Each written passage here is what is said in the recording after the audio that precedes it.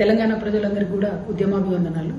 తెలంగాణ రాష్ట్రం వచ్చి 12 సంవత్సరాలైనా తుంగభద్ర నదిలో కానీ కృష్ణా నదిలో కానీ ఇప్పటి వరకు కూడా మనం సంపూర్ణంగా మన నీటిని వాడుకోలేకపోతా ఉన్నాం. వాస్తవానికి తుంగభద్ర నది మీద ఏదైతే ఆర్డీఎస్ ప్రాజెక్టు ఉంటుందో అది నడిగడ్డను బతికించాల్సినటువంటి ప్రాజెక్టు, ఉమ్మడి మహబూబ్నగర్ జిల్లాకు సహాయం చేయాల్సిన ప్రాజెక్టు, మనకు తెలంగాణకు 16 టీఎంసీలు ఇచ్చేటటువంటి ప్రాజెక్టు. కానీ ఆ 16 టీఎంసీలలో ఈ 12 ఏళ్లు కానీ అంతకుముందు చరిత్రలో ఎప్పుడు చూసుకున్నా కానీ తెలంగాణ రాష్ట్రంలో నడిగడ్డ ప్రాంతంలో కేవలం 6 టీఎంసీలు వాడుకున్నాం మనం. అంతకన్నా ఎప్పుడు కూడా ఒక్క ఇంచు కూడా మనం వాటర్ ఎక్కువ వాడుకోలేదు, ఒక చుక్క కూడా వాటర్ ఎక్కువ వాడుకోలేదు. మరి ఇటువంటి క్లిష్ట సమయంలో ఆర్డీఎస్ చుట్టుపక్కల ఉన్నటువంటి ప్రాజెక్టులను సంపూర్ణంగా బలోపేతం చేసి వాటిని విస్తరించి రిజర్వాయర్లు కట్టుకొని ఆ సంపూర్ణంగా 16 టీఎంసీలు మనం వాడుకోవాలి. అన్ఫార్చునేట్లీ ఆనాడు కేసీఆర్ గారి ప్రభుత్వం కానీ ఇప్పుడు రేవంత్ రెడ్డి గారి ప్రభుత్వం కానీ అటువంటి ప్రయత్నం చేయలేదు. దాంతో నడిగడ్డ ప్రజలకు ఇప్పటికి కూడా అన్యాయం జరుగుతుంది. మనకు 16 టీఎంసీలు ఆర్డీఎస్లు వస్తాయి, సుంకేష్లకు 16 టీఎంసీలు ఏపీలో వస్తాయి. ఆంధ్రప్రదేశ్ ఏమో ఆ 16 టీఎంసీలను 32 టీఎంసీలు చేసుకున్నది. బీభత్సంగా వాళ్ళు నీళ్లు వాడుకుంటా ఉన్నారు, మనం మాత్రం వాడుకోలేకపోతున్నాం. మరి మనం ఈ ఇన్ఫ్రాస్ట్రక్చర్ కట్టుకునే లోపల మన ఎగువ రాష్ట్రమైనటువంటి కర్ణాటక అక్కడ తుంగభద్ర మీద ఒక 3 ప్రాజెక్టులు కడుతున్నది.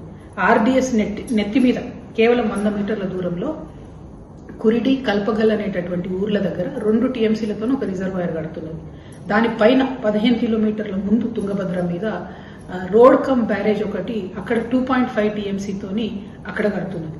పైగా ఆర్డీఎస్ అయిపోయిన తర్వాత తుంగభద్ర నది మీద ఇంకొక ఊర్లో చిక్కమంచాల్ అనే ఊర్లో రాయచూర్ జిల్లాలో మరొక 5 టీఎంసీలకు అక్కడ ఒక ప్రాజెక్టు కడుతుంది. అంటే ఈ 3 ప్రాజెక్టులు కలిపితే కర్ణాటక 10 టీఎంసీలు తుంగభద్రలో వాడుకోవడానికి ప్రణాళికలు చేస్తుంది. వాస్తవానికి కర్ణాటకకు ఉన్న హక్కు ఎంత? Only 1.2 TMC.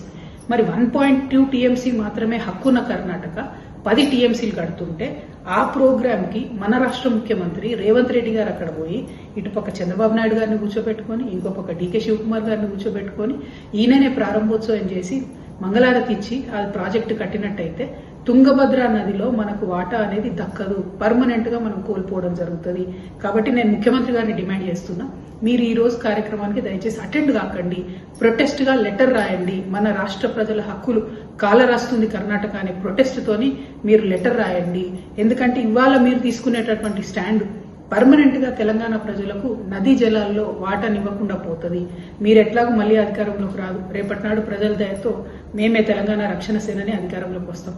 ఆనాడు మేము వెళ్లి మళ్ళీ కర్ణాటకతో గాని సెంట్రల్ వాటర్ కమిషన్ తో గాని ఆర్గ్యుమెంట్ పెట్టుకుంటే ఇగో మీ రాష్ట్ర ముఖ్యమంత్రి కదా వచ్చిపోయిండు, ఆయన్నే ప్రారంభోత్సవం చేసిపోయిండు అనేటటువంటి ఈ కార్యక్రమం గుదిబండలాగా నడిగడ్డ ప్రజల్ని ముంచబోతా ఉంది.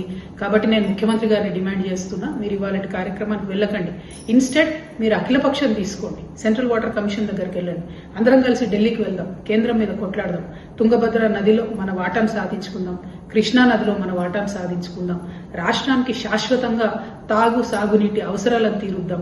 ఉమ్మడి మహబూబ్ నగర్ జిల్లాను, ఎండిపోతున్నటువంటి ఒక్క చుక్క నీళ్లు రానటువంటి రంగారెడ్డి జిల్లాను, ఫ్లోరోసిస్ తోని బాధపడుతున్నటువంటి నల్గొండ జిల్లాను, శాశ్వతంగా అన్యాయానికి గురైపోతూ ఉన్నటువంటి ఖమ్మం జిల్లాను, వీటన్నిటినీ కూడా కాపాడుకోవాలి. కాబట్టి మీరు ఇవాళ కార్యక్రమాన్ని రద్దు చేయండి, ప్రొటెస్ట్ తెలపండి. ఒకవేళ మీరు అడిగి పోతే గనక ఆ 2 రాష్ట్రాల ముఖ్యమంత్రితోని ఆన్ ద స్టేజ్ ప్రకటన చేపియండి.